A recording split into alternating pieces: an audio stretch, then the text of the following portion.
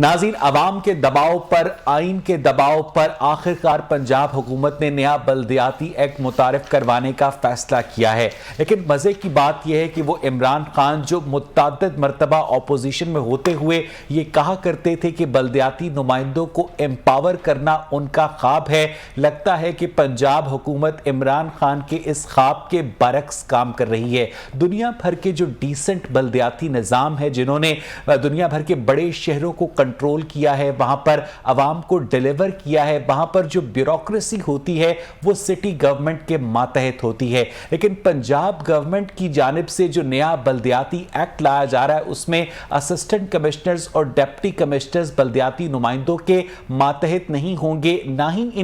ان افسران کو بلدیاتی نمائندے اپنے دفاتر میں طلب کر سکیں گے، اور ان کا رول صرف کوارڈینیشن کا ہوگا۔ جب آپ یہ لکھتے ہیں کہ ان کا رول صرف کوارڈینیشن کا ہوگا تو اس کا مطلب یہ ہے کہ اسسٹنٹ کمشنر یا ڈیپٹی کمشنر کی مرضی ہوگی کہ وہ جواب دیتا ہے یا نہیں دیتا، کب جواب دیتا ہے، اس کے اوپر کسی قسم کی لیگل پرسیکیوشن نہیں ہو پائے گی۔ اب سوال یہ پیدا ہوتا ہے کہ ایک جانب آپ علاقے کے ایم پی اے کو بلدیاتی فنڈز دے کر اپنا خزانہ خالی کر چکے ہیں، دوسری جانب آپ نیا بلدیاتی نظام لا رہے ہیں اور اس بلدیاتی نمائندے کو بھی آپ نے سرکار کے خزانے سے فنڈز دینے ہیں۔ تیسری ٹیئر جو پیرالل ایڈمنسٹریشن کی ہے وہ بیوروکریسی کی ہے، اور یہ وہ بیوروکریسی ہے جسے بلدیاتی نمائندوں کے ماتحت ہونا چاہیے، لیکن اس بلدیاتی ایکٹ میں جو ایک بیوروکریٹ کی جانب سے ڈرافٹ کیا گیا ہے، کم از کم بیوروکریسی کے اوپر اس طرح کی کوئی قدغن نہیں لگائی گئی۔ ایسے میں جو بلدیاتی نظام کا مقصد ہے لوگوں کے مسائل حل ہوں، اگر لوگوں نے ایک مسئلے کے حل کے لیے ایک دفتر سے دوسرے دفتر، دوسرے دفتر سے تیسرے دفتر، تیسرے دفتر سے واپس پہلے دفتر ہی جانا ہے تو پھر اتنی بڑی پریکٹس کی ضرورت کیا ہے؟ اس سارے معاملے پر بات کرنے کے لیے آج ہمارے ساتھ اسٹوڈیوز میں بہت ہی ڈسٹنگوشڈ گیسٹ موجود ہیں۔ محترم کرنل ریٹائرڈ مبشر جاوید صاحب میئر لاہور ہیں، اکثر ہم پر شفقت کرتے ہیں، جبکہ مہندر پال سنگھ ہمارے ساتھ ٹیلی فون لائن پر ہیں، رہنما پاکستان تحریک انصاف کے۔ مہندر پال سنگھ، آپ سے میں گفتگو کا آغاز کروں گا، یہ بتائیے گا کہ اگر آپ نے بلدیاتی نمائندوں کو پاورز نہیں دینی، اگر آپ نے ڈپٹی کمشنر کو، اسسٹنٹ کمشنر کو ان کے سامنے جواب دہ نہیں کرنا، تو پھر یہ بلدیاتی ایکٹ لانے کی زحمت کیوں کر رہے ہیں آپ؟ مہندر پال صاحب، آپ کو میری آواز آ رہی ہے؟ سوری، آواز آپ کی سمجھ نہیں آ رہی۔ جی میں اپنا سوال مہندر صاحب ریپیٹ کرتا ہوں، میں یہ کہہ رہا ہوں کہ اگر آپ لوگوں نے بلدیاتی نمائندوں کو اختیارات نہیں دینے، اگر آپ نے اسسٹنٹ کمشنر کو، ڈپٹی کمشنر کو ان کے ماتحت نہیں کرنا، ان کے جواب دہ نہیں کرنا، تو پھر یہ بلدیاتی نظام کے اوپر کروڑوں روپے ضائع کرنے کا، اربوں روپے ضائع کرنے کا کیا فائدہ ہے ٹیکس پیئر کے؟ مہندر صاحب دیکھیں، بلدیاتی نظام میں ہمیشہ پاورفل جو ہے وہ جو ہے عوامی نمائندے ہوتے ہیں، اور عوامی نمائندے ہی پاورفل ہوں گے۔ یہ بالکل ایگزیکٹو پاور ہمیشہ عوامی نمائندوں کے پاس ہوتی ہے، اور اب بھی انہی کے پاس ہوں گے۔ نہیں مہندر صاحب، جو ڈرافٹ ہماری نظر سے گزرا ہے، جو کہ میڈیا آؤٹلیٹس میں رپورٹ ہوا ہے، اس میں واضح طور پر لکھا ہے کہ جو شہر کا بلدیاتی ہیڈ ہوگا وہ اس کو کسی بھی قسم کی جو کوارڈینیشن وہ کروا سکے گا ڈپٹی کمشنر کے ساتھ، اسسٹنٹ کمشنر کے ساتھ، لیکن اسے اپنے دفتر طلب نہیں کر سکے گا، اسے کسی قسم کا ڈائریکٹیو یا آرڈر ایشو نہیں کر سکے گا۔ تو اس کا مطلب یہ ہے کہ آپ ایک پیرالل گورنمنٹ چلا رہے ہیں، بیوروکریسی کی بھی اور ایک بلدیاتی نمائندوں کی بھی۔ گالیاں پڑیں گی بلدیاتی نمائندوں کو اور موج کرے گی بیوروکریسی۔ مہندر صاحب یہ دیکھیں، یہ ڈرافٹ میری نظر سے بالکل نہیں گزرا، اور نہ ہی ہمیں حکومتی سطح پہ اس کا کوئی اس طرح سے معلوم ہے،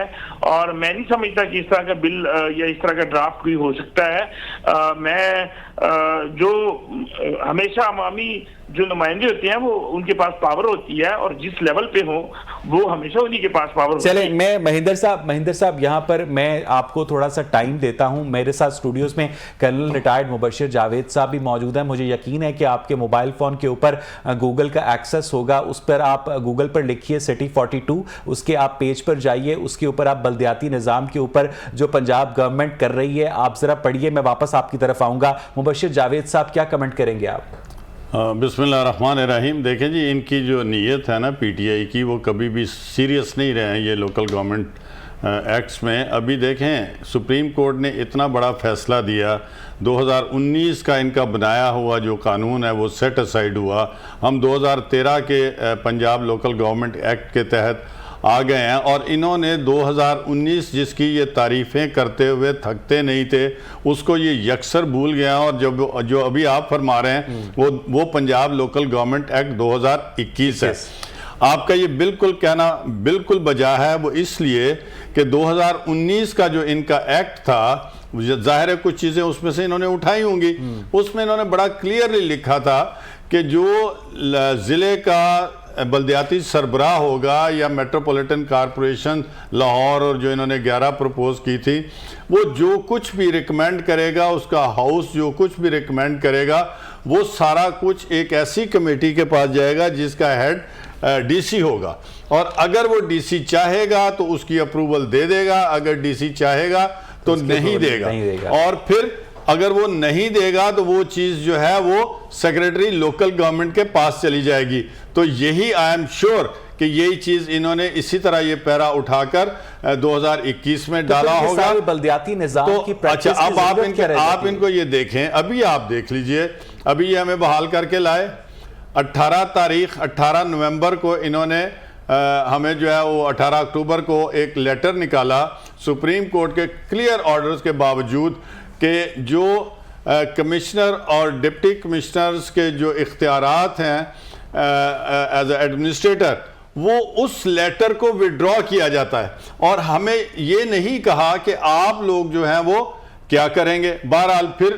سپریم کورٹ میں ہم چلے گئے، پھر وہاں سے ان کو ڈانٹ ٹپٹ ہوئی، اور اس کے بعد انہوں نے جو آرڈر نکالا اور آ کے ہمیں پھر اس آرڈر کے بعد ایک گورنمنٹ آف پنجاب نے ایک لیٹر نکالا بلدیات کے سیکریٹری نے کہ وہ 2001 ہے ہمارا سیکشن 103، اس کا سب پیرا ہے 4 2013 جو پنجاب لوکل گورنمنٹ ایکٹ ہے، اس میں یہ لکھا ہے کہ اگر ایک بلدیاتی حکومت اپنا وقت پورا کر رہی ہے اور آنے والی حکومت جو ہے وہ الیکشنز کے نتیجے میں معرض وجود میں آ چکی ہے، تو وہ جانے والی حکومت آنے والی حکومت کے درمیان جو وہ 2-1 مہینے کا ٹائم ہوگا، اس میں جو اس کا ایگزسٹنگ بجٹ ہے اس کا وہ 8% ہر مہینے استعمال کرے گی۔ ایسا نہیں ہوا، وہ نہیں۔ اب آپ دیکھیں کہ آگے تو کوئی گورنمنٹ آ نہیں رہی ہے، لوکل گورنمنٹ ان کا ایکٹ ہی پورا نہیں ہے، الیکشن ابھی اناؤنس نہیں ہوئے، ہمارا 31 دسمبر کو ٹائم پورا ہو گیا ہے، تو انہوں نے ہمیں کہا جی آپ نیا بجٹ بنائیں، کب تک؟ 30 جون تک۔ تو ہم جتنی پیچھے لائبلٹیز ہیں وہ ہم کلیئر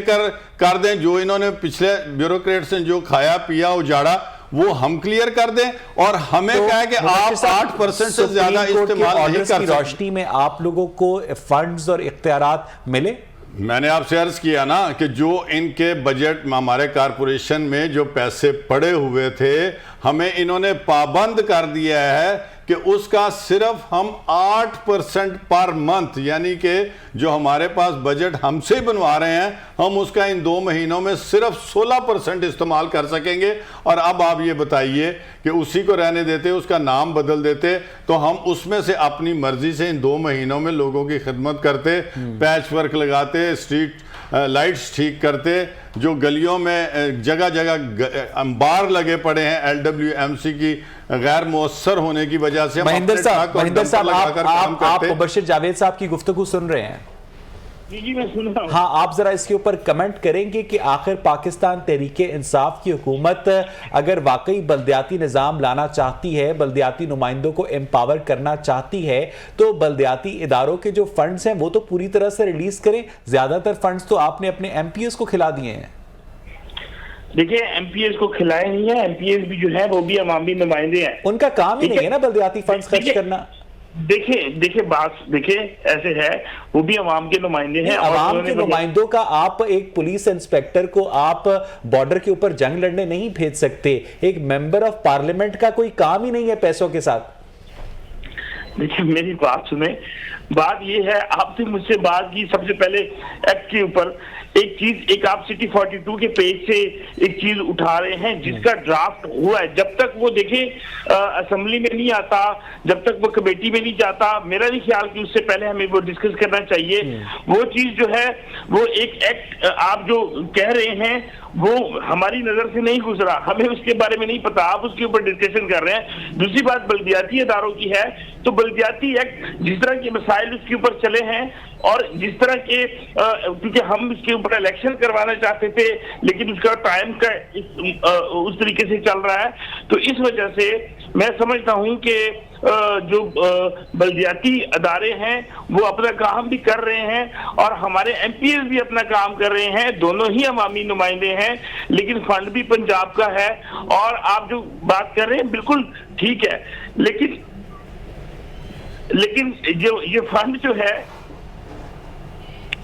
جی مہندر صاحب آپ اپنی بات کنٹینیو کیجئے، میں سن رہا ہوں۔ مجھے لگتا ہے کہ کوئی رابطے کے اندر مسئلہ ہوا ہے۔ اس وقت افضال طالب صاحب نے ہمیں اسٹوڈیوز میں جوائن کیا ہے، سینئر صحافی ہیں، تجزیہ کار ہیں، بلدیاتی معاملات کے اوپر گہری نظر رکھتے ہیں، ان کی اسپیشلٹی ہے۔ افضال صاحب، یہ جو پنجاب گورنمنٹ کی بیوروکریسی نے نیا بلدیاتی ایکٹ 2021 میں ایک کیا کہتے ہیں آپ شک شامل کی ہے کہ جو علاقے کا ڈپٹی کمشنر اور اسسٹنٹ کمشنر ہوگا وہ بلدیاتی نمائندوں کے ماتحت نہیں ہوگا، اس سے تو ہم ایک پیرلل سسٹم وضع کر دیں گے کہ جو لوگ ووٹ لے کر آئے ہیں ان کو اگر بیوروکریسی کی طاقت نہیں دی جائے گی تو پھر یہ لوگ تو بے اختیار ہو جائیں گے نا افضال صاحب۔ ایک تو سب سے بڑی بات یہ ہے کہ جو نیا بلدیاتی ایکٹ 2021 کا جو مسودہ تیار کیا ہے، اسے میرا خیال ابھی تک لا ڈپارٹمنٹ میں یہ ویٹ ہو رہا ہے اور اس کے بعد یہ کابینہ میں جائے گا، پھر یہ جو ہے ایکٹ چاہے گورنر کے ذریعے یا پنجاب اسمبلی میں پیش کیا جائے گا، اس کا بھی جو ہے وہ بات چیت جاری ہے۔ ایکچولی اصل بات بیوروکریسی کے چونکہ جو ابھی ابتدائی طور پہ جو رکھا گیا ہے کہ ڈی سی اوز جتنے بھی ہیں وہ کوارڈینیشن کا رول ادا کریں گے بٹوین گورنمنٹ اور بلدیاتی نمائندوں کے درمیان،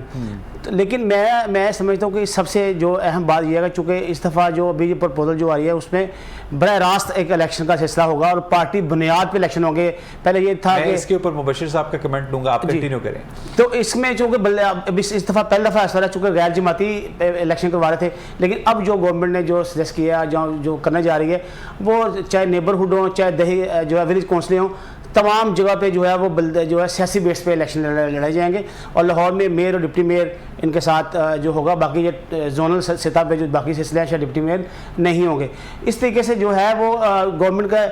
ابھی چونکہ الیکشن کمیشن نے جیسے کے پی کے میں انہوں نے جو ہے مارچ اپریل میں جو پورے ضلع میں پورے صوبے میں الیکشن کروانے جا رہے ہیں، گورنمنٹ کی یہ پرپوزل ابھی یہ آئی ہے کہ چونکہ مارچ اپریل میں دیہی علاقے میں جو ہے ولیج کونسلر وہاں سے کرائے جائیں، اس کے بعد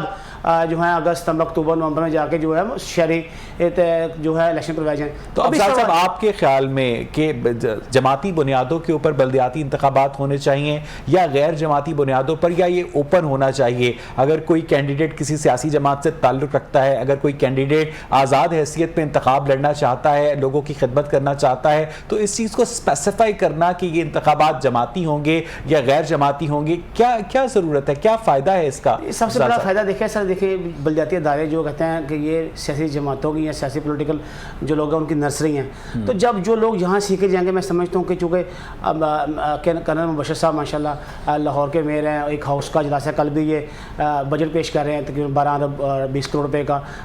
جو بھی انہیں ٹائم ملا ہے، تو اس میں یہ بجٹ پہ اس میں تمام لوگوں کو جو ایک نرسری ہے، ایک اچھی بات ہے کہ پولیٹیکل الیکشن میں لوگوں کو پتہ چلنا چاہیے کس کو ووٹ دے رہے ہیں، کس کو ووٹ دے رہے ہیں، انہوں نے کیا کام کیا ہے کیا نہیں کیا، تو میں سمجھتا ہوں یہ بلدیاتی الیکشن ہونا اچھی بات ہے۔ دوسری سب سے بڑی بات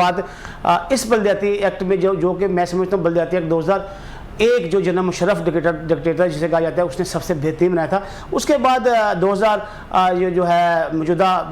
13 والا جو بحال ہوا ہے اس میں بے شمار اتنی پیچیدگیاں۔ میں اس پر آؤں گا آپ کی جانب پر۔ بشیر صاحب آپ کا دل کھٹا نہیں ہوتا کہ اتنی طویل جدوجہد کے بعد اتنے مختصر عرصے کے لیے آپ لوگ بحال ہوئے؟ مبشر صاحب دیکھیں جی، دل تو کھٹا ہوتا ہے مگر کیا کیا جائے جب آمرانہ نظام آ جائے نا جی، اور یہ ڈیموکریسی کی چادر میں لپٹا ہوا جو آمرانہ نظام ہے نا، یہ کچھ بھی کر سکتا ہے اور عوام کو اس طریقے سے بے چین کر دیتا ہے ہر طرح، فائنینشلی، پولیٹیکلی، فنڈامنٹل رائٹس کے تحت۔ تو اب ان کو نہ تو انہیں سمجھ آ رہی ہے نہ عوام ابھی تک کچھ سمجھنے پائی ہے۔ پہلے یہ بالکل بآواز بلند کہتے تھے کہ ہم نے جو نیبرہڈ کونسلز اور ولیج کونسلز کا جو الیکشن ہے وہ نان پارٹی بیسس پر کروانا ہے۔ اس میں پتہ نہیں کیا سوچ تھی۔ پشاور ہائی کورٹ نے جب یہ فیصلہ دے دیا کوئی 2 ہفتے قبل ان کے اپنے اداروں کے لیے کہ پارٹی بیسس پر ہوں گے، انہوں نے، میں نے آپ کو یہ ابھی ایک ڈرافٹ شیئر کیا، اس کے آگے باقاعدہ لکھا ہوا ہے پہلے نان پارٹی تھے, کاٹ کے لکھا party basis as the decision has been made in the Peshawar high court. تو یہ کیسی گورنمنٹ ہے کہ جو اپنے بنائے ہوئے اصولوں پر, قانون قاعدے کے اوپر کسی کے آگے سٹینڈ نہیں لے سکتی؟ تو پھر کیوں ایسے غلط طریقوں کی طرف. ایک اور پوائنٹ آپ کو بتا دوں کہ یہ کہتے ہیں جی کہ میئر کا الیکشن جو ہے وہ براہ راست ہوگا. آپ مجھے بتائیں کہ لاہور میں جو ہمارا سسٹم ہوتا ہے, ایگزسٹنگ سسٹم جو ہے الیکشنز کا, وہ یہ ہے کہ پولنگ سٹیشنز بنتے ہیں, وہاں پولنگ بوتھس بنتے ہیں, وہاں پر جتنی پارٹیاں حصہ لے رہی ہوتی ہیں ان کے ایجنٹس بیٹھتے ہیں. وہ کون سا بندہ ہوگا جو لاہور میں جو سینکڑوں اور ہزاروں کی تعداد میں پولنگ سٹیشنز بنتے ہیں وہاں وہ اپنے نمائندے بٹھائے گا؟ اور کیوں نیشنل اسمبلی میں جب وزیر اعظم چنا جائے تو ایم این ایز چنے, جب ایم پی اے جو ہے وہ چنے اپنا وزیر اعلیٰ, تو کیوں میئر جو ہے اس کو جو اس کی الیکٹڈ لاٹ ہے, جیسے کہ ابھی ہمارے 2013 کے قانون میں تھا 274 یوسیز کے چیئرمین جو ہیں وہ ہاؤس کے ممبر تھے, اس کے ساتھ انڈائریکٹلی الیکٹڈ جو ہیں ریزرو سیٹس والے, وہ ملا کے 319 کا ہاؤس تھا, انہوں نے منتخب کیا اپنا میئر. اور اس سسٹم کو یہاں کیوں ختم کیا جا رہا ہے؟ کون سا لاہور میں کینڈیڈیٹ آئے گا جو اتنا بڑا الیکشن لڑ لے گا؟ بتائیے گا کہ پچھلے سال 10 دسمبر کو لاہور شہر میں کوڑے کرکٹ کے ڈھیر لگنا شروع ہوئے اور آج تقریباً پورا سال ہو گیا ہے, اس مسئلے کو حل نہیں کیا جا سکا, بلکہ اب تو لاہور کے شہریوں نے اسے اپنی قسمت کا لکھا سمجھ کر قبول کر لیا ہے. جاتے جاتے ان لوگوں کو دکھائی جائے کہ کام کیسے کیا جاتا ہے. میں بالکل جی تیار ہوں, ہر چیز کے لیے تیار ہوں. ہم نے جو سی ای او ہے LWMC کو, اس سے ٹیلی فونک رابطہ کیا, اس کو خط لکھا کہ بھئی میں آپ کے پاس آ جاتا ہوں. ایک دن میں نے ان کو فون کیا کہ I am coming to your office. وہ ان کی جو سٹاف وغیرہ تھے وہ کہتے ہیں جی وہ میٹنگ میں چلی گئی ہیں. میں لاہور کا میئر ہوں, میرے پاس کچھ راستہ نہیں, تو میں جو لینڈ فل سائٹ ہے لکھو ڈیر میں, وہ ایک زہر جو ہماری جو اس کی لینڈ فل سائٹ ایک ٹیکنیکل طریقے سے بنائی جاتی ہے, اس کے اوپر ڈبل لوڈ ڈال دیا گیا ہے. اینڈ ڈبل لوڈ ڈالنے سے اس کا جو نیچے کا سٹرکچر ہے, I am 100% sure as a civil engineer also کہ وہ تباہ و برباد ہو چکا ہے. سارا لاہور کا جو ویسٹ ہے وہ کچی زمین کے اوپر لکھو ڈیر میں ڈال کے ایک انبار لگا دیے ہیں. سارے شہر میں کوڑا کرکٹ ہے. اور آج صبح میں ایک چینل پر بیٹھا تھا تو میں نے کہا یار جو پیسے ہم خرچ کرتے تھے, جس میں سڑکیں دھلتی بھی تھی, برومر بھی ہوتے تھے, لوگوں نے آ کے اب شکایتیں لگانی شروع کر دی ہیں جی کہ ٹھوکر نیاز بیگ کی طرف سے لاہور میں گھسیں تو وہاں تباہی ہے اور وہاں پر ڈسٹ کے انبار لگے ہوئے ہیں. تو اور انہی پیسوں میں ہم کتنا خوبصورت کرتے تھے. تو انہوں نے کہا ذرا چیک کر لیجئے گا, حساب کتاب تو آپ پوچھ ہی سکتے ہیں کسی سے, کہ اس سے آلموسٹ 1.5 ٹائمز پیسہ زیادہ خرچ کر رہی ہے LWMC. 42 ارب روپے کی انہوں نے وہ رکھے ہوئے ہیں, جس میں سے کہتے ہیں جی 18 ارب کی اب مشینری ہم نے لاہور میں لے آئے ہیں. وہ مشینری کہاں ہے؟ وہ 42 ارب کی مشینری جو ہے وہ ان روٹ ہے. جب میں لینڈ فل سائٹ پر گیا تو وہ بیچارے جو آفیسرز آئے تھے انہوں نے شاید مجھے غلطی سے یہ چیز بتا دی, تو مجھے یہ پتا چل گیا where the money is going. Pal Singh, آپ مبشر صاحب کی گفتگو سن رہے ہیں؟ مہندر صاحب آپ کو میری آواز آ رہی ہے؟ مجھے لگتا ہے کہ وہ ہمارے ساتھ اس وقت ٹیلی فون لائن پر موجود نہیں ہے. افضال طالب صاحب, یہ ایک بہت ہی الارمنگ سچویشن ہے کہ اگر لاہور ویسٹ مینجمنٹ کمپنی پہلے سے 1.5 گنا زیادہ فنڈز خرچ کر رہا ہے اور کارکردگی جو ہے پچھلی کارکردگی کی 10% بھی نہیں ہے, تو پھر ایسے میں یہ بلدیاتی نمائندے تو آخری امید ہوا کرتے ہیں افضال صاحب لوگوں کی. جی بالکل, یہ بات ٹھیک ہے کہ چونکہ دیکھیں لوکل باڈیز یا میونسپل سروسز کی جتنی بھی سہولتیں ہوتی ہیں, میں سمجھتا ہوں اس کا سربراہ چونکہ میئر لاہور ہے جس کی یہ پورے لاہور کی ترجمانی کرتے ہیں, تو یہ انفارچونیٹلی جو سیاسی جو ہیں صورتحال ہے اس کی وجہ سے گو کہ چلو لیٹ آئے, لیکن میئر صاحب کا پورا اختیار ہے, وہ لاہور شہر کے شہریوں کو جواب دے ہیں, تو لہٰذا ان کا یہ پورا اختیار ہونا چاہیے. اور جہاں تک رہا آپ نے جو بات کی کہ اور آپ نے دیکھا کہ مبشر صاحب کتنے کنسرنڈ ہیں, کتنے ویل انفارمڈ ہیں معاملات پر, اور جب ایک ویل انفارمڈ کنسرنڈ آدمی کو آگے سے بیوروکریسی کا تعاون ہی نہ ملے تو پھر وہ کیا کرے افضال صاحب؟ نہیں, ایکچولی بات یہ دیکھیں کرنل صاحب جو بات کہہ رہے ہیں کہ وہ تو ہے, میں پہلے کہہ چکا ہوں, چونکہ اب جتنا بھی عرصہ ہے کرنل صاحب کو, کرنل صاحب میں نے پہلے بھی اچھا کام کیا, اب بھی وہ جذبہ وہی رکھتے ہیں اور کرنے کے لیے کوشش بھی کر رہے ہیں. دوسری بات میں یہ کہوں گا, چونکہ پچھلے ادوار میں جتنے بھی لاہور ویسٹ مینجمنٹ کمپنی نے 10 سال آلموسٹ تقریباً کام کیا, لیکن 10 سال میں اربوں روپیہ چینی اور چائنیز کمپنی کو دیا گیا, غیر ممالک کمپنی کو, اس کے بعد میں تھا. تو میں سمجھتا ہوں اس گورنمنٹ لیکن لاہور شہر تو صاف تھا نا, صفائی ستھرائی کا انتظام تھا, لوگ باہر سے آ کر مثالیں دیا کرتے تھے. کراچی والے کہا کرتے تھے کہ آپ ہمیں کچھ عرصے کے لیے شہباز شریف دے دیں اگر میں غلط نہیں ہوں. اس میں کوئی شک نہیں ہے کہ لاہور میں صفائی کا نظام بہت بہتر ہوتا تھا, کوئی شک نہیں. اس میں اس وقت شکایات بھی ہیں, لیکن میں یہ چاہ رہا ہوں کہ دیکھیں آپ نے اپنے ڈالرز میں رقم ادا کرتے تھے, اس کے بعد جب اب چلے گئے 1.5 گنا زیادہ رقم خرچ ہو رہی ہے. میرا موقف جو ہے وہ کرنل صاحب جو بھگی باتیں وہ ٹھیک ہے. میں سمجھتا ہوں جو مشینری ہے وہ آپ کی پاکستانی مشینری ہے, وہ پاکستان میں رہے گی, وہ ایسٹس ہے آپ کا. آپ کو گھر بناتے ہو, پلاٹ ہے تو اس پہ گھر بناتے ہو, آپ کو ایسٹس ہے. جب وہ چائنیز کمپنی چلی گئی تھی اس میں کوئی ایسٹ نہیں تھا, آپ صفر تھے آپ. تو اب آپ نے چونکہ گاڑیاں خریدی ہیں, یہ آپ کے لیے لانگ ٹرم پلاننگ ہے, آپ کی 20 سال کا تجربہ ہے, وہ گاڑیاں آپ کے پاس رہیں گی, حکومت یہ رہے نہ رہے گاڑیاں آپ کی موجود رہے گی, تو ایک پازیٹیو سائن ہے. مبشر جاوید صاحب, آج آپ میئر لاہور ہیں, کل کوئی اور ہوگا, یہ سیٹ تو چینج ہوتی رہتی ہے, لیکن in principle as a political worker آپ کیا سمجھتے ہیں کہ جو ڈپٹی کمشنر لاہور ہے کیا اس سے ماتحت ہونا چاہیے, میئر لاہور کے جواب دہ ہونا چاہیے؟ میں افضال بھائی کی بات کا جواب دے دوں, دونوں کا کر دیجیے. 7 سال جو ٹرکش کمپنی تھی, چائنیز نہیں تھی, تو ہر چیز کی, ہر گاڑی کی ایک ڈیپریسیشن ہوتی ہے. ان کی ڈیپریسیشن ہو گئی اور اس کے بعد بھی وہ گاڑیاں جو ہیں LWMC نے بزور بازو پولیس کو استعمال کرتے ہوئے ان ساری چیزوں کے اوپر قبضہ کر لیا ہے. ایک پہلی بات تو یہ میں تصحیح کر دوں, اور وہ گاڑیاں ابھی بھی ادھر ہی ہیں, وہ لے کر کچھ نہیں گئے. دوسری بات یہ ہے کہ کیوں جو ہے اپنا ڈپٹی کمشنر میئر کے نیچے نہ ہو. آپ کا ابھی تک کنفیوزنگ قسم کی انہوں نے سٹیٹمنٹس دے دی ہیں کہ جی ڈیپٹی کمشنر جو ہے وہ اس کے نیچے نہیں ہوگا. دیکھیں جب عادتیں, جب سربراہ کسی صوبے کا یا کسی مملکت کا کمزور ہو تو پھر ایسے ہی ہوتا ہے. کمشنر جو ہوتا ہے وہ ریونیو کو چیک کرتا ہے اور کوارڈینیٹ کرتا ہے اس کے نیچے جو 3-4 ڈیپٹی کمشنرز ہوتے ہیں ان کے. یہ ڈیپٹی کمشنر کو جو ان کا انتظامی امور کے جو ہیں لاز ہیں یا رولز ہیں اس کے مطابق ساری چیکنگ انسپیکشن جو ہے انتظامی طور پہ وہ ڈپٹی کمشنر کا اختیار ہے. یہاں تو کچھ سمجھ ہی نہیں لگ رہی کہ کمشنر کون ہے, ڈپٹی کمشنر کون ہے. اور انتظامی امور کے لیے جب تک ڈپٹی کمشنر جو ہے وہ میئر لاہور یا میئر کسی بھی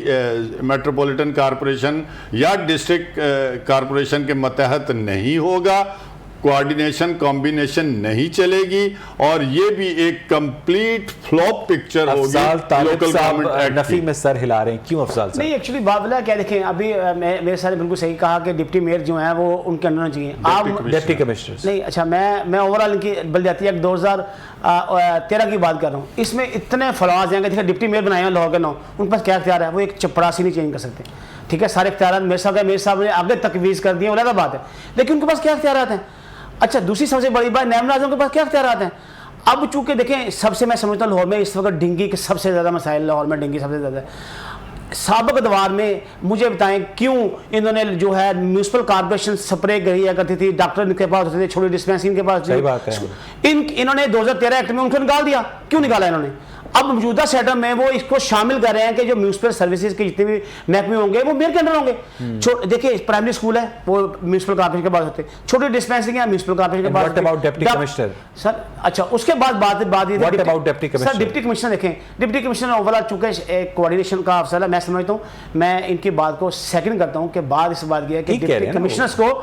اور ضرور اس کے انڈر ہونا چاہیے. لیکن میں یہ عرض کرنا چاہ رہا ہوں یہ بیوروکریسی کا سلسلہ تو آپ کو سامنے ہے. جب بلدیاتی ایکٹ 2001 تھا تب بھی. آخری سوال مبشر صاحب, مجھے یہ سیگمنٹ کلوز کرنا ہے کہ کیا کبھی بیوروکریسی پاکستان کی چاہے گی کہ بلدیاتی سیٹ اپ طاقتور ہو اور ان کے ہاتھ سے چیزیں جائیں؟ مبشر صاحب وہ چاہ سکتی ہے اگر چیف ایگزیکٹو یا جو آپ کے صوبے کا سربراہ ہو وہ عوام کے ووٹ لے کر آئے اور اس کو ایک ایکسپیرینس ہو, تجربہ ہو, اور اس کے پاس ایک بہت ہی الیکٹڈ قسم کے لوگ جو آئیں, سلیکٹڈ لوگ نہ آئیں. اور دوسری میں اپنے بھائی افضال صاحب کو دوبارہ تصحیح کر دوں کہ جو 2013 کا سیکشن 87 ہے اس کے آپ اختیارات جو ہیں لوکل گورنمنٹس کے پڑھ لیجئے اور اس سے آپ کو کلیئر ہو جائے گا. کیوں؟ یہ ہے کہ اس میں یہ بھی لکھا ہوا تھا کہ جو ویسٹ لوکل یہ جو لاہور ویسٹ مینجمنٹ کمپنی یہ اسی سیکشن کے تحت دی گئی،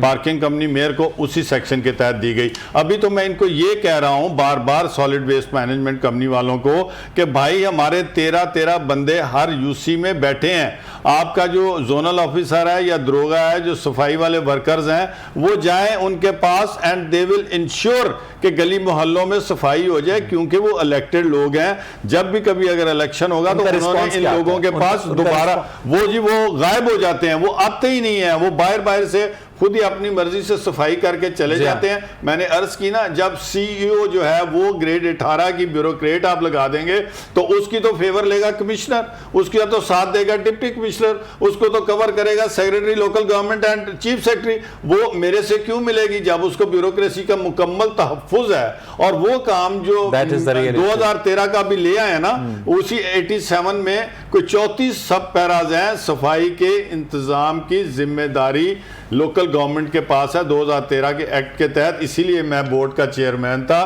اور ابھی نہ بناؤ مجھے چیئرمین، مگر جو ہماری لوکل گورنمنٹس آپ کو گلی محلوں میں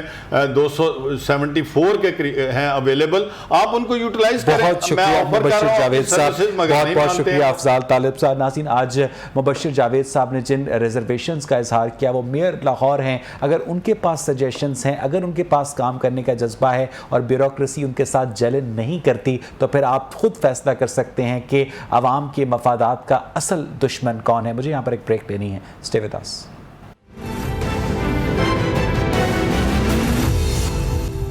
ویلکم ایک. ناظرین، ہم بولتا لاہور کے پلیٹ فارم سے متعدد مرتبہ بچوں کے اوپر ہونے والے تشدد کے ایشو کو ہائی لائٹ کر چکے ہیں، لیکن معاشرہ ہے کہ اس پر سوچنے کا نام نہیں لیتا. آئے دن ایسے واقعات رپورٹ ہوتے ہیں جب اسکول سیٹنگز کے اندر، اس کے علاوہ مدارس کے اندر ننھے معصوم بچوں کو اساتذہ کی جانب سے اور قاری حضرات کی جانب سے تشدد کا نشانہ بنایا جاتا ہے، اور بعض کیسز میں جنسی تشدد تک کا نشانہ بنایا جاتا ہے. لیکن ہم ان سارے کیسز کو ہش اپ کر دیتے ہیں، ہم ان سارے کیسز کو قالین کے نیچے کور کر دیتے ہیں. لیکن مسائل کو قالین کے نیچے ڈالنے سے مسائل جو کہ تو رہتے ہیں بلکہ ملٹی پلائی ہوتے ہیں. ان مسائل کو حل کرنے کی ضرورت ہے. 21ویں صدی کے پاکستان میں بھی اگر ہم یہ بحث کر رہے ہیں کہ اساتذہ کو بچوں کے اوپر ہاتھ اٹھانا چاہیے یا نہیں، تو پھر ہمیں اپنی پرائرٹیز کے اوپر غور کرنے کی ضرورت ہے. انتہائی افسوسناک واقعہ رپورٹ ہوا جب 14 سالہ بچے کے اوپر تشدد کیا گیا قاری محمد ماجد صاحب کی جانب سے، اور وہ بچہ میو ہسپتال میں زخموں کی تاب نہ لاتے ہوئے دم توڑ گیا. انکوائری، تفتیش، گرفتاریاں سب ہوگا، لیکن اگر نہیں ہوگا تو یہ بچوں کے اوپر تشدد کا سلسلہ نہیں رکے گا. اس پر بات کرنے کے لیے مجھے اسٹوڈیوز میں جوائن کیا ہے محترم رانا لیاقت صاحب نے، جنرل سیکرٹری ہیں ٹیچرز یونین پنجاب کے، اور محترمہ ناہید بیگ وکیل ہیں، سماجی کارکن ہیں. ناہید، کس طرح دیکھتی ہیں آپ اس واقعے کو اور ان واقعات کو؟ ایک تو یہ کہ یہ اویس انتہائی افسوسناک اور دردناک واقعہ ہے. دوسرا یہ کہ جہاں تک بچوں کے اوپر تشدد ہو رہا ہے نا، یہ کارپوریل پنشمنٹ، اس کے اوپر صرف ایک ہی گورنمنٹ نے کام کیا تھا، وہ تھی پرویز الہی کی گورنمنٹ. جب اس نے اسکولوں میں اسپیشلی ایک گزٹڈ نوٹیفیکیشن جاری کیا تھا کہ مار نہیں پیار، اور اس کی جو ہے بڑی سختی سے اس کے اوپر جو ہے امپلیمنٹیشن اس وقت ہونی چاہیے تھی، جو کہ نہیں ہوئی. لیکن اس کے اوپر بہت سارا کام بھی کیا گیا. اب بات آ رہی ہے کہ یہ جو واقعات آپ نے ابھی بتائے ہیں، یہ وہ واقعات، ابھی تو آپ نے ایک بتا دیا، لیکن اگر آپ دیکھیں تو یہ 100 ٹائمز مور ہیں جو کہ رپورٹ نہیں ہوتے، پتہ نہیں چلتا ہے. اور بچے ایک ایسا سافٹ ٹارگٹ ہیں، وہ صرف ذہنی، فزیکل، سیکشول، دیکھیے پرانے زمانے میں تو اساتذہ کو یہ کہا جاتا تھا والدین کی جانب سے کہ کھال آپ کی ہے، ہڈی ہماری ہے. ہاں، کہ اس قدر ان کے اوپر جو ہے تشدد کیا جاتا تھا، ذہنی برین واشنگ ہو جاتی تھی، اور وہ ڈر کے مارے بھی بچے نہیں بتاتے تھے کہ ہمیں جو ہے دوبارہ گھر سے بھی مار پڑے گی، بڑوں سے مار پڑے گی، استاد سے بھی پھر دوبارہ مار پڑے گی. کچھ ویڈیو کلپس ایسی بھی آتی ہیں جس کے اوپر بچوں کو لگتا ہے. آپ کیا سمجھتی ہیں کہ جو قاری صاحب نے، قاری ماجد صاحب نے اس 14 سالہ بچے کو تشدد کر کے اسے قتل کیا ہے، انہیں کیا سزا ملنی چاہیے منیمم؟ دیکھیں मिनिमम तो इसकी जो लॉ में आती है कि इंटेंशनल और ब्रूटल किस्म की जो मर्डर है उसके लिए उम्र कैद होती है, लेकिन अब सारा कुछ जो है ये इन्वेस्टिगेशन और इंक्वायरी उस पे आएगा, एविडेंसेस पे आएगा। जो बात आप मुझे बता रहे हैं मैं उसी के जवाब में बता रही हूँ, लेकिन बात ये है कि ये क्यों हो रहा है। अगर कारी साहब की जानिब से ये मौक़िफ़ आता है कि मैंने बच्चे की इस्लाह के लिए उसे मारा था और मेरी इंटेंशन ये नहीं थी कि उसकी डेथ हो जाए, तो क्या कोर्ट उन्हें किसी किस्म की रियायत देगी? किसी इस कोर्ट तक तो पहुंचती नहीं बात ये वाली इंटेंशनल हुई। आप इंटेंशनली देखें, इस्लाह करनी है तो आपके पास बहुत सारे और मोड्स हैं, आपने उसकी इस्लाह करनी है, आप उसको तरीके से बताएं। आपको पता है कि हमारे ये लॉ में भी यही है कि आप किसी को फिजिकली हर्ट नहीं कर सकते। आपके स्लेंडर करना, उसको बैटरी कमिट करना या फिजिकल असॉल्ट करना, इसकी भी सजाएं हैं, लेकिन जहाँ पे बच्चों की कॉर्पोरियल पनिशमेंट है इसके ऊपर आपका क्या मौक़िफ़ है इस तरह के वाक़यात पर, क्या हल है इनका? बिस्मिल्लाहिर्रहमानिर्रहीम। अवैस भाई, इसमें मैं तो समझता हूँ कि ये जो वाक़या है बड़ा दर्दनाक है और इसकी जितनी भी मज़म्मत की जाए वो कम है, लेकिन हमें इसके हक़ाइक़ जानना होंगे, क्योंकि जो मैं 2-3 दिन से या 4 दिन से ये वाक़या हुआ है और फिर ये कोड हुआ है, तो उसके पेरेंट्स के व्यूज़ और लोगों के व्यूज़ जो हैं,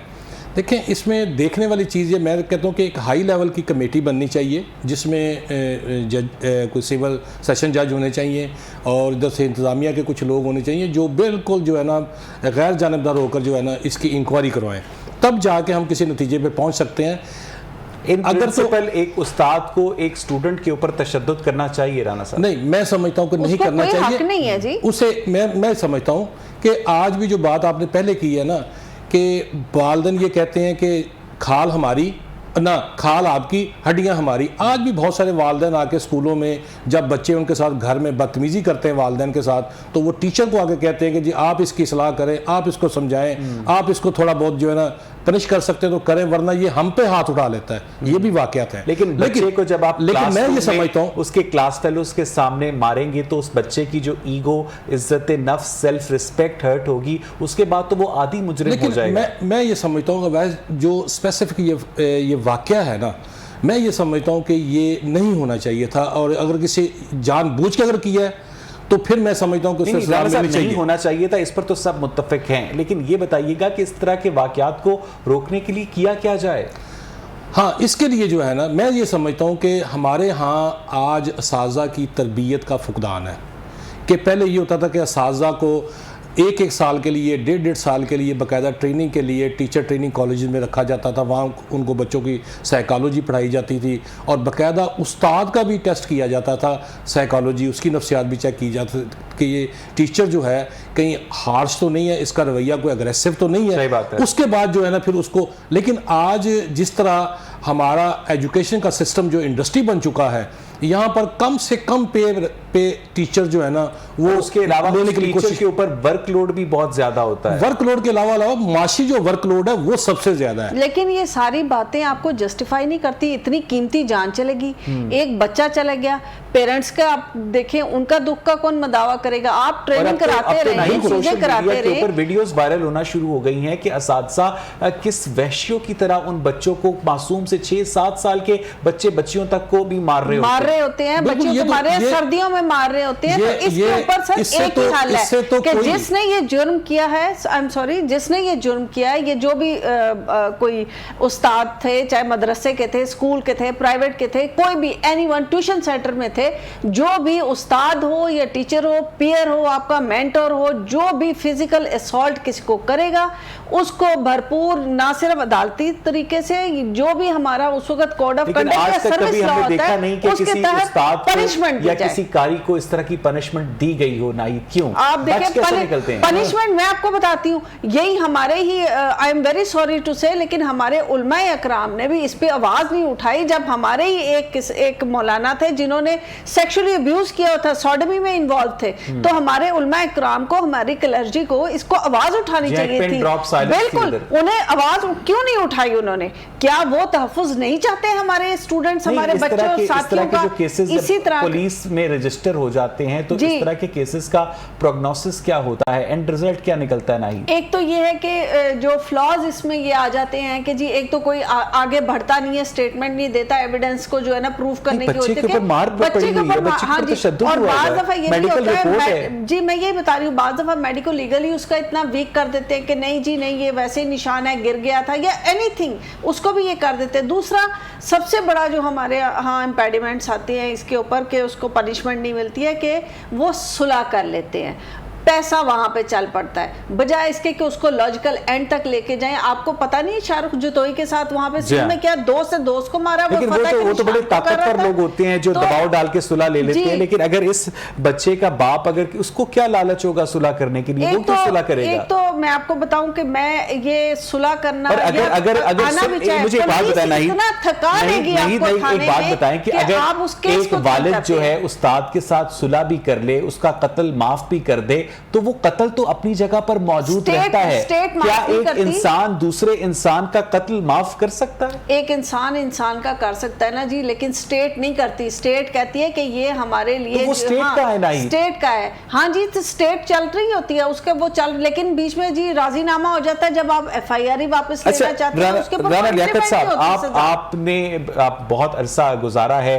تعلیمی میدان کے اندر، جو دنیا کے دوسرے ممالک میں اساتذہ ہوتے ہیں وہ کس طرح بڑے ہی بگڑے ہوئے بچوں کو، وہاں پر اسکول کے بچے ڈرگز کر رہے ہوتے ہیں، پارٹیز کر رہے ہوتے ہیں، اس کے باوجود تصور بھی نہیں ہے کہ وہاں پر کوئی استاد کسی بچے کو انگلی بھی لگا دے، اس کے باوجود وہاں سے سائنسدان پیدا ہوتے ہیں، وہاں سے ڈاکٹرز پیدا ہوتے ہیں، انجینئرز پیدا ہوتے ہیں، وہ کیمرہ ایجاد کرتے ہیں جس پر بیٹھ کر آپ بات کر رہے ہیں، وہ ٹیلی ویژن ایجاد کرتے ہیں جس پر بیٹھ کر ہم یہ پروگرام کر رہے ہیں۔ اس پروگریس کی وجہ بغیر مارے کیا ہے رانا صاحب؟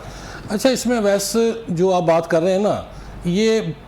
یورپین کنٹری میں اور جو بڑے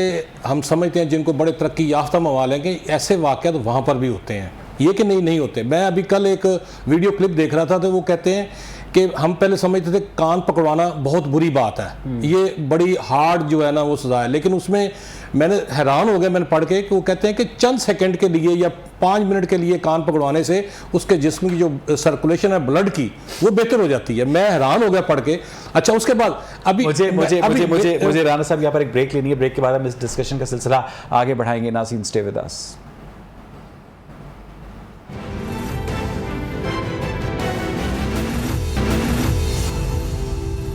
ویلکم ایک ناظرین، بریک سے پہلے ہم بات کر رہے تھے بچوں پر ہونے والے تشدد کے رجحان کے اوپر۔ رانا لیاقت صاحب، ہم ذکر کر رہے تھے کہ آخر کیوں ترقی یافتہ ممالک نے بغیر تشدد کے ہی بچوں کو سیدھا کرنے کا ہنر سیکھ لیا، ان کے پاس ایسی کیا گیدڑ سنگی ہے رانا صاحب؟ وہاں پر ایک چیز ہے کہ انہوں نے اساتذہ کی تربیت پر بھرپور توجہ دی ہے کہ وہ استاد پر فوکس کرتے ہیں کہ ہمارا اگر استاد جو ہے وہ ہر لحاظ سے مکمل ہوگا تو وہ ہماری آنے والی نسل کو جو ہے وہ بہتر تیار کر سکے گا۔ لیکن پاکستان میں بدقسمتی یہ ہے کہ جس کو کہیں پر جاب نہیں ملتی وہ محکمہ تعلیم میں یا کسی پرائیویٹ سکول میں چلا جاتا ہے۔ میں آپ کو ایسی مثالیں دوں گا کہ وہ لوگ جنہوں نے بیچاروں نے انجینئرنگ کی ہوئی ہے، لوگوں کی پرائرٹی نہیں ہے، نہیں انجینئرنگ کی ہوئی ہے، لیکن گورنمنٹ ان کو جاب نہیں دے پائی، اور جب وہ بے روزگاری سے تنگ آئے ہیں تو انہوں نے جب دیکھا کہ محکمہ تعلیم نے ایجوکیشن میں جاب آفر کی ہیں تو ان لوگوں نے اپلائی کیا اور بیچارے وہ آ گئے ہیں۔ اب